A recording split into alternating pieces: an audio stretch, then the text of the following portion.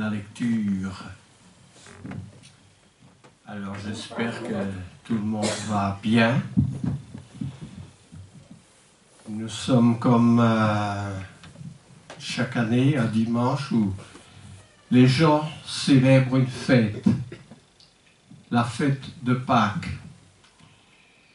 Alors peut-être aujourd'hui ce serait opportun d'aller un peu voir dans la Bible ce qui en est au sujet de la fête de Pâques. Parce que dans la Bible, en fait, on trouve deux mots, Pâques, un sans S et l'autre Pâques avec S.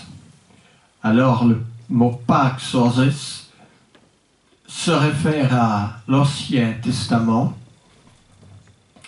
et le mot Pâques avec S dans le Nouveau Testament. Encore que dans le Nouveau Testament, lorsque le mot Pâques est utilisé, c'est sans S, parce que quand Jésus célèbre la fête de Pâques, c'est évidemment la fête de Pâques qui était célébrée depuis des siècles dans l'Ancienne Alliance. Il célèbre la Pâques dans laquelle il va donner un sens nouveau à cette fête, non pas en demandant qu'elle soit observée comme elle l'était pendant toutes les années précédentes, et je veux dire tout au long de l'Ancien Testament, parce que la fête de Pâques dans l'Ancien Testament célébrait une délivrance du peuple d'Israël. Donc la fête de Pâques dans l'Ancien Testament était centrée uniquement sur le peuple d'Israël. Nous, les païens qui avons été greffés sur l'arbre de l'Ancienne Alliance, si vous comprenez bien mon expression, n'avons nous ne sommes aucunement concernés par la Pâque juive. Mais encore, dans la Pâque juive, il y a beaucoup de choses à prendre en considération qui peut nous servir d'exemple. Parce que les choses dans la Pâque juive qui étaient reliées à l'avènement de notre Seigneur, toutes ces choses étaient prophétisées et se sont accomplies dans plusieurs choses au moment de la Pâque. L'arrestation, la mort, la crucifixion de Jésus et sa résurrection, bien sûr. Alors c'est pour cela que Jésus était très centré sur la Pâque, pour en faire comprendre le sens nouveau. Parce que si la Pâque juive célébrait la délivrance d'Israël d'Égypte, Jésus est notre Pâques. Le mot Pâques voulant tout simplement dire délivrance. La délivrance.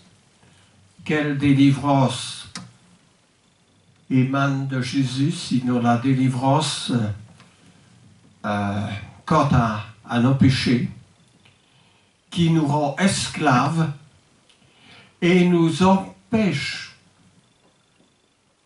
sans le sang de Jésus, à avoir accès aux lieux éternels. Donc nous voyons que tout est lié. Alors, même le sabbat était lié à la délivrance d'Israël, mais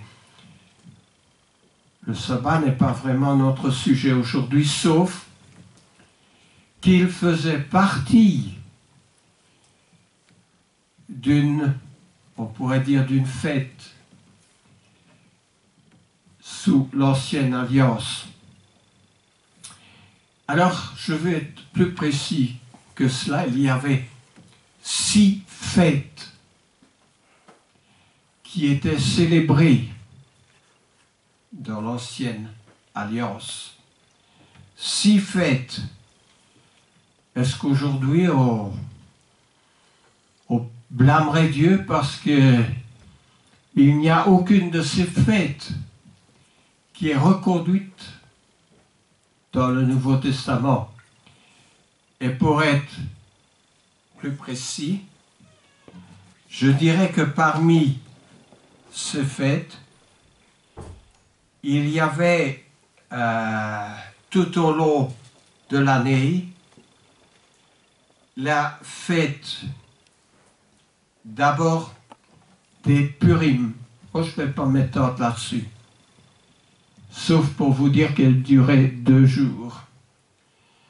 Et puis vient la fête de Pâques. La fête de Pâques qui durait 1 jour, mais dans laquelle était accompagnée la fête des pains sans levain. Ah oui, cette fête durait 1 semaine.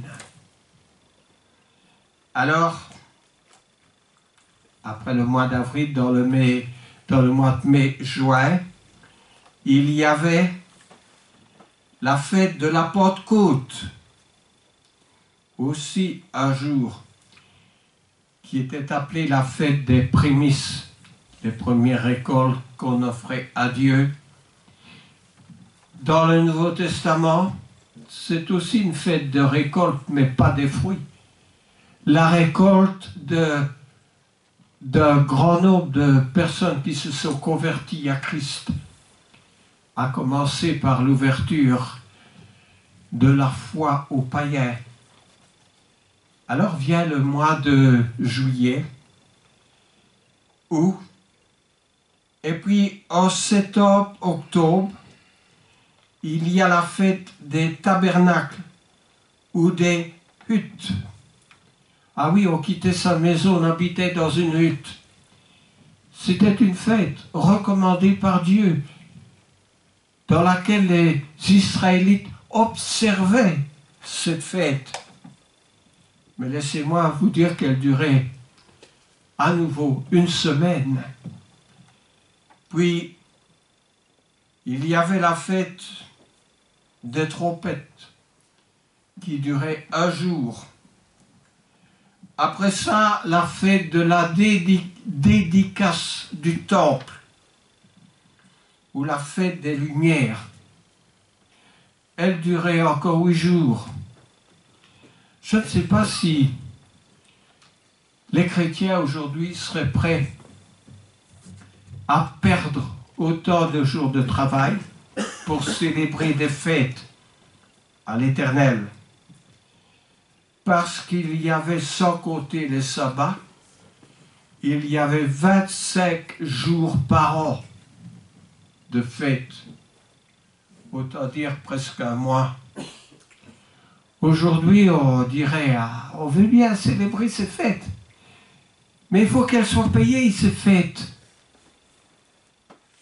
Toujours prêt à réclamer quelque chose. Mais aussi, ces fêtes étaient commémorées à l'ordre de Dieu et il était indispensable d'observer ces fêtes pour plaire à Dieu. 3 de ces fêtes sont mentionnées dans l'évangile de Jean. Alors disons-nous bien, serions-nous prêts à utiliser une partie de notre temps. Je n'aime pas de perdre notre temps parce que c'est pas du temps perdu, mais de consacrer autant de temps l'année, plus chaque semaine le jour du sabbat, dans lequel on ne pouvait pas travailler, on ne pouvait rien faire. Et malgré ça, le peuple juif d'Israël était un des peuples les plus bénis, un des peuples les plus prospères, un des peuples qui avait toujours de l'argent disponible pour le secours de ceux qui en avaient besoin, pour assurer la vie du temple. Il y avait au moins 1500 personnes dans le temple qui étaient attachées à des tâches, mais rémunérées par les collectes du temple. Il y avait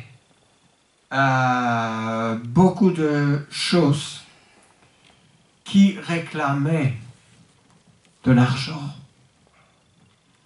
On connaît le passage de Malachie qui est souvent cité à l'occasion de la Sainte Seine, où Dieu dit « J'ai un procès avec mon peuple.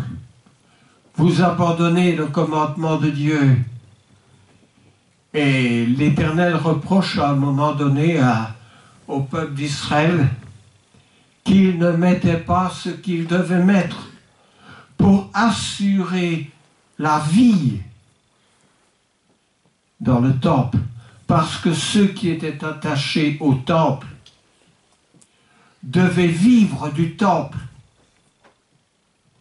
Et l'apôtre Paul reprendra d'ailleurs cette figure dans l'Épître aux Corinthiens en disant que ceux qui sont attachés au service de Dieu à l'Évangile doivent vivre de l'Évangile. Mais pour cela, il faut que les chrétiens puissent d'abord donner une partie de leur temps et puis rendre une partie du fruit de leur travail, de l'argent qu'ils ont gagné pour assurer le service de Dieu. Et ça, ce n'est pas simplement quelques pensées venant du prédicateur, mais c'est comme ça que Dieu entend les choses et qu'il fera des reproches aux Thessaloniciens, à ceux qui n'assuraient pas et qui ne travaillaient pas. Alors, je passe ce fait qui peut-être devenait un peu trop festive, dans le sens que dans les livres des prophètes, comme Amos, Dieu va reprocher au peuple ces fêtes, jusqu'à cette expression que Dieu va employer par le prophète en disant « Je hais vos fêtes ». Comment Dieu pouvait-il haïr des fêtes qu'il avait lui-même commandées, sinon dont le peuple avait détourné le but principal? Ils étaient tentés d'imiter le monde païen avec toutes ces fêtes qui avaient lieu au dieu Mitra, à Cybèle, à Osiris, toutes ces figures païennes qui sont entrées petit à petit dans le christianisme. Cybèle, Séminaris, qui n'est autre que, dans le livre des Actes, la déesse des Éphésiens, et qui renaîtra sous les traits de Marie, avec l'enfant Jésus dans ses bras. Parce que toutes ces déesses, depuis Babylone avec Séminaris et toutes ces déesses dont je ne vais pas citer le nom, avaient l'enfant dans ses bras. Et elle est taxée contre ceux qui l'observaient dans le livre de Jérémie parce qu'elle était appelée la reine des cieux. Alors ne nous étonnons pas dans notre christianisme. S'il y a tellement du paganisme qui est entré, et je ne vais pas m'étendre sur ce paganisme qui a pris sa place à l'encontre de ce que Dieu voulait. Mais venons-en à ce que Dieu voulait. Venons-en à quelques traits de cette fête qui est la Pâque. Je ne vais pas vraiment m'étendre aujourd'hui sur la semaine qui a précédé la mort de Jésus, sur les événements qui concernent la mort de Jésus.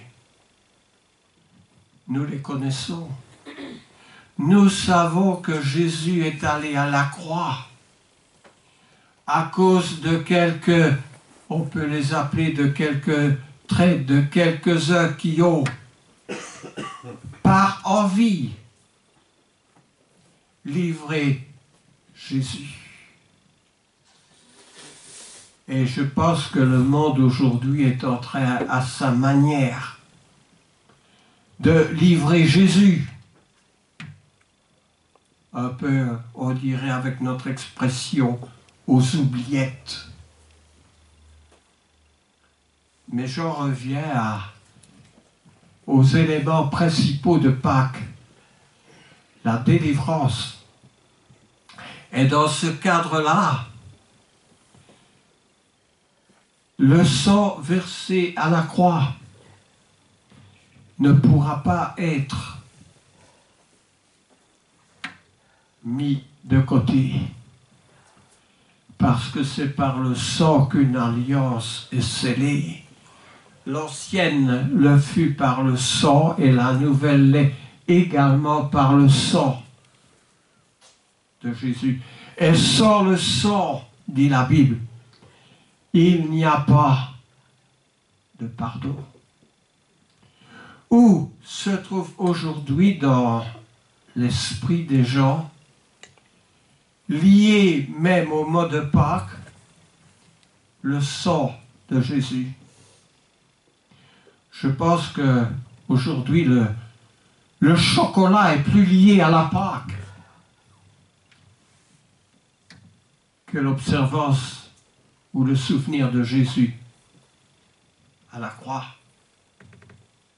Et c'est d'ailleurs ce qui se passe quand on fait une petite enquête, on ne l'a pas fait pour Pâques, on l'a fait pour Noël. Tout ce qui est festif, évidemment, l'emporte de loin sur le spirituel. Je reprends dans un peu quelques idées de la Bible. Tout commence avec Dieu. Tout commence avec Dieu. Prenez le livre de la Genèse et vous verrez que ça commence avec Dieu, avec la création.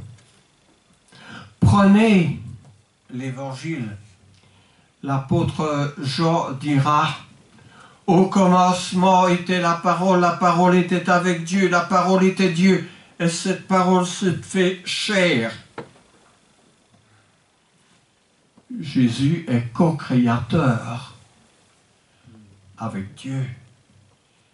Donc, ça, c'est ce qui était au commencement. Tout commence avec Dieu. Alors, ce qui est intéressant de dire concernant la fête de Pâques dans l'Ancienne Alliance, suivez bien mes mots, c'est que cette fête préfigurait Christ. Elle préfigurait Christ dans l'aspect de la délivrance. Dieu délivre son peuple d'Égypte. Christ délivre le peuple de Dieu par son sang, pour ceux qui veulent bien l'accepter. Alors, disons que la Pâque juive était une nuit d'épouvante. Est-ce que l'on comprend bien ce mot? Une nuit d'épouvante. Une nuit de mort. Parce que tous ceux qui n'avaient pas mis du sang sur les linteaux de leurs portes, l'ange de l'Éternel est entré et a frappé tous les premiers-nés d'Égypte. Et la Bible nous dit qu'il n'y avait pas une seule maison dans laquelle il n'y avait pas la mort. Une nuit d'épouvante. Dans le Nouveau Testament, le contraste est avec une nuit de joie. La joie, pas seulement pour le peuple de Dieu, mais pour le monde entier. Dieu veut que tous les hommes soient sauvés. Jésus dit, car Dieu a tant aimé le monde qu'il a donné son Fils, afin que quiconque croit en lui ait la vie éternelle. Jean 3,16. Quiconque, c'est qui? C'est toi l'Africain, c'est toi qui viens du sud de l'Amérique, c'est toi l'Européen, c'est le Chinois. Quiconque croit en lui ait la vie éternelle. C'est la joie par rapport à la délivrance d'Égypte qui avait une odeur de mort. Alors, nous avons vu que la Pâque, dans l'Ancien Testament, tient place de préfiguration pour la mort de Christ. Je dirais ceci, dans les prescriptions, je voudrais brièvement parler, parce que tout ce que Dieu ordonne dans les Écritures, il dicte sa manière dont les choses doivent être faites. Allez à l'arche de Noé, vous verrez que les dimensions de l'arche, les animaux, la matière même du bois de gopher, tout ça se réalise par Noé selon les prescriptions de Dieu. Allez au tabernacle dans le désert. Les Israélites, avant de quitter, avaient eu le droit de prendre l'or, de prendre les matières précieuses. Mais ces matières précieuses sont coulées et servent à la fabrication du tabernacle et des objets pour le culte de l'Éternel. Mais ce tabernacle avec les couleurs, les tentures dans le tabernacle, tout est prescrit par Dieu. Même, j'insiste, les couleurs. Et à chaque fois qu'il y a la fabrication d'un objet qui devait être dans le tabernacle, il est dit « Aie soin de faire d'après le modèle qui t'a été montré. » En toute chose, Dieu donne le modèle, comme il l'a fait dans la Nouvelle Alliance. Alors, dans le modèle qui était pour la Pâque juive et qui est quand même important dans le sens que ça préfigurait Christ, la Pâque juive, il fallait sacrifier un agneau. Un agneau sans défaut et sans tache. Un agneau de l'âge de 1 an. On ne pouvait pas offrir un vieil agneau. On ne pouvait pas offrir un agneau qui était boiteux. Cela devait être parfait parce que le sacrifice de Christ a été parfait. Vous le garderez jusqu'au 14e jour. Vous l'égorgerez entre 3 et 6 heures du soir. Toute l'assemblée l'immolera. Vous recueillerez de son sang pour en mettre sur les 2 poteaux et le linteau de votre porte. Vous ferez rôtir sa chair. Vous la mangerez avec des pains sans levain et des herbes amères. Vous le ferez rôtir sans lui rompre les jambes. Il parle de l'animal ici. Vous le mangerez tout entier. Vous le mangerez en famille. Vous aurez les reins sains, vos souliers aux pieds, votre bâton à la main. Vous la mangerez en hâte. En hâte. Je vais reprendre quelques-uns de ces éléments. En hâte, pourquoi? Parce que la nuit même, après que l'ange destructeur est passé, on devait fuir. Je sais que quand j'étais jeune pendant la guerre, il y avait des nuits où il fallait quitter précipitamment sa maison à cause des bombardements. Là, il devait quitter précipitamment. Est-ce que cela ne nous fait pas un peu penser à la parabole des 10 vierges? Jésus revient sur ces éléments. Et il dit, vous ne savez ni le jour, ni l'heure, mais l'époux est revenu au milieu de la nuit. 5 n'étaient pas prêtes, nous le savons. Et les 5 autres, la moitié seulement, étaient prêtes à partir. Dieu disait au peuple d'Israël, vous allez rester habillés, vous souillés aux pieds, parce qu'il faudra partir tout de suite.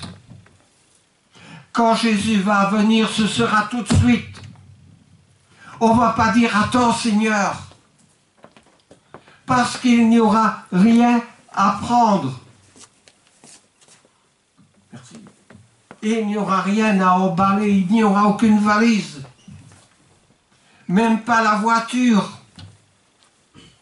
Ce sera de l'instantané. Alors, chaque chose qu'on a vue là, et on peut le voir en détail, l'agneau ne devait pas avoir les jambes rompues. Au crucifié, on cassait les jambes. À Jésus, on ne lui a pas cassé ses jambes. Parce que chaque élément là-dedans, de l'Ancien et du Nouveau Testament, ce n'est pas quelque chose de disparate. C'est quelque chose qu'il est bon de connaître. Il est bon de nous préparer. Il est bon d'avoir la connaissance de Dieu qui va nous guider pour ces événements, comme un guide nous guide au cours d'une randonnée. Alors, je reviens sur la signification de quelques-uns de ces événements. Bien sûr, la victime devait être un agneau. Jean-Baptiste ne dit-il pas, quand il voit Jésus, « Voici l'agneau de Dieu qui ôte le péché du monde. » Ésaïe ne disait-il pas, il a été mené à la boucherie comme un agneau muet. L'agneau.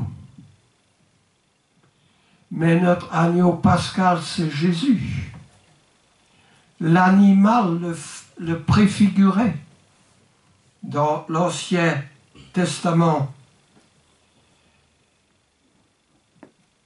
Est-ce qu'on peut lire à Pierre 2, le verset 23? Si tu veux bien. On va en venir maintenant à quelques passages. 1 Pierre 2, verset 23. Je lis au nom de Jésus.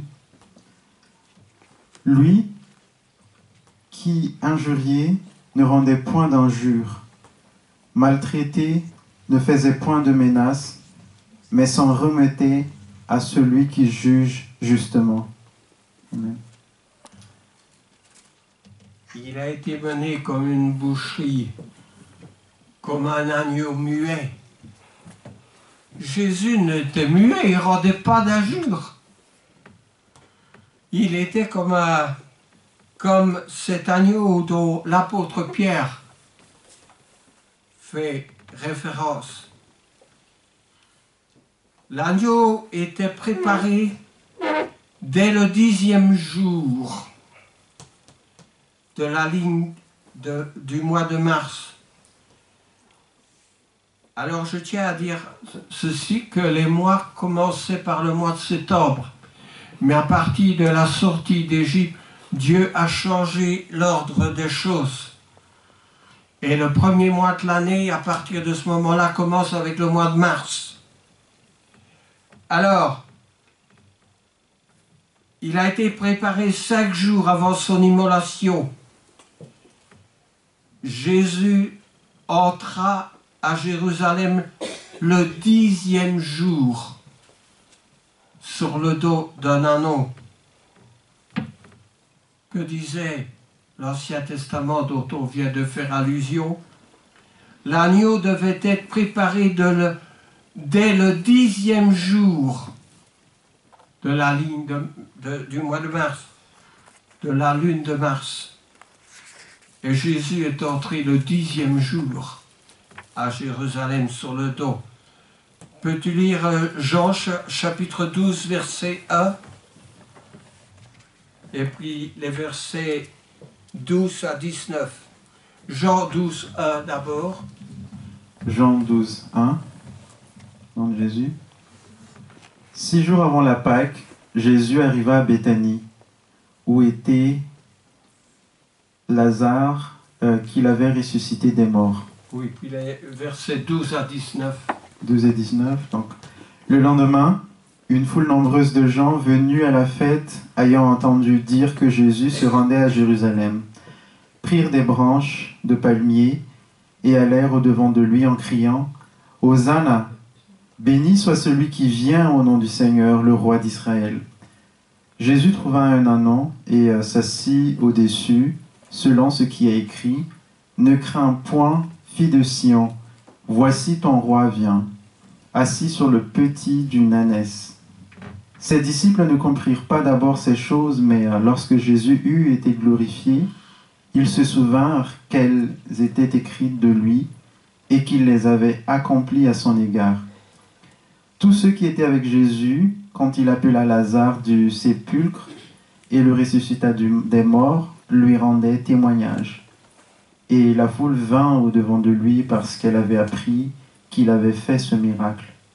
Les pharisiens se dirent donc les uns aux autres, « Vous voyez que vous ne gagnez rien. Voici, le monde est allé après lui. » Amen. Dans l'Ancien Testament, la fête de Pâques, l'agneau devait être immolé le 14e jour, entre 3 et 6 heures du soir. Dans le Nouveau Testament, ce fut le 14e jour de la lune de mars, à 3 heures du soir, que notre Sauveur, ayant jeté un grand cri, rendit l'esprit sur la croix. Ça concorde. Le 14e jour l'après-midi, dans les deux cas. L'agneau devait être immolé pour tout le peuple d'Israël. Jésus a versé son sang pour tous. Nous l'avons fait mention 1 Timothée chapitre 2, verset 6.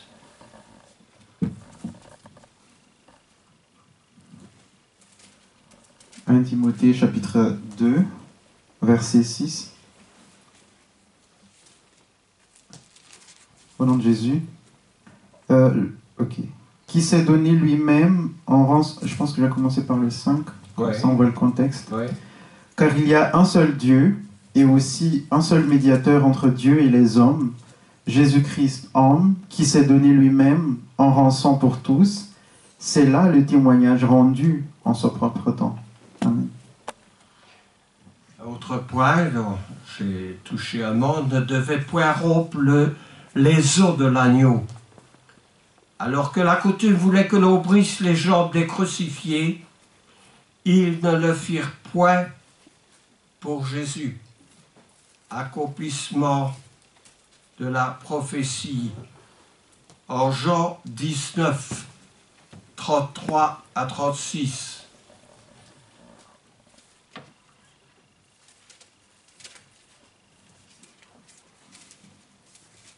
Jean 19, 33, 36.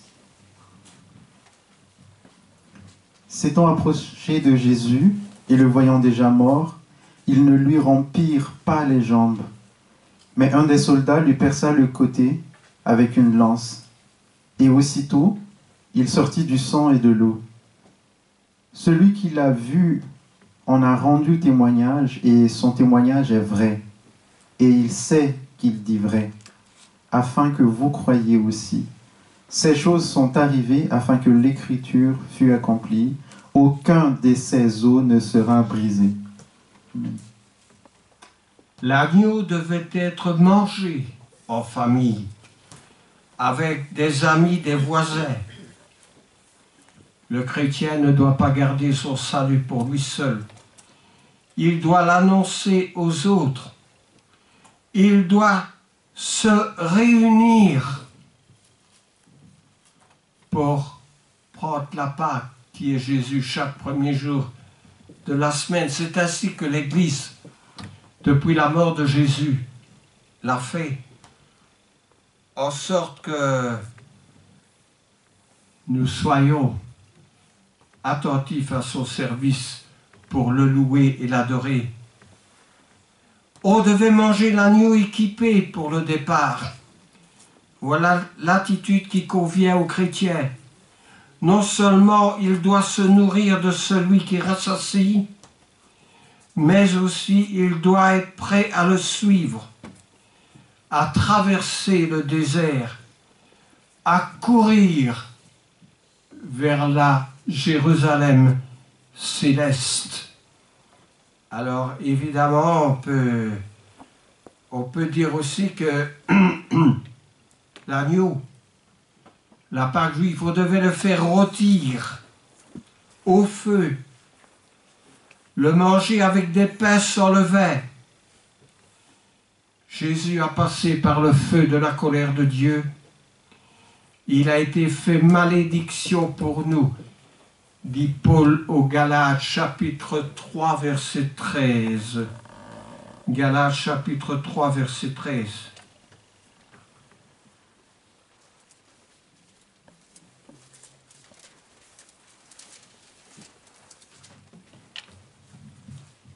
Galates chapitre 3, verset 13. Christ nous a rachetés de la malédiction de la loi, étant devenu malédiction pour nous, car il est écrit, maudit est quiconque est pendu au bois. Amen. Eh oui, il était devenu péché pour nous, et c'est pourquoi Jésus a crié vers le ciel, mon Dieu, pourquoi m'as-tu abandonné? Il était seul parce que Dieu ne pouvait être avec lui, parce qu'il était devenu péché, portant les péchés du monde entier. On devait faire rôtir au feu la chair de l'agneau pascal, la manger avec des pains sans levain et des herbes amères.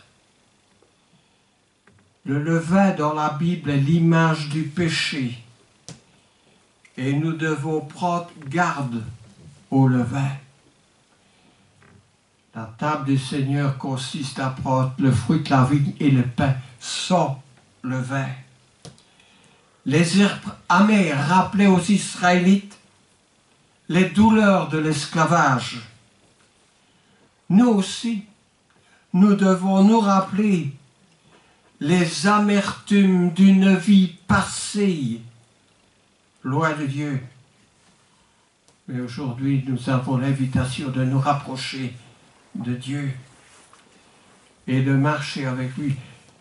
Dans toutes ces choses, nous voyons qu'elles ont pas une interférence, mais elles sont liées.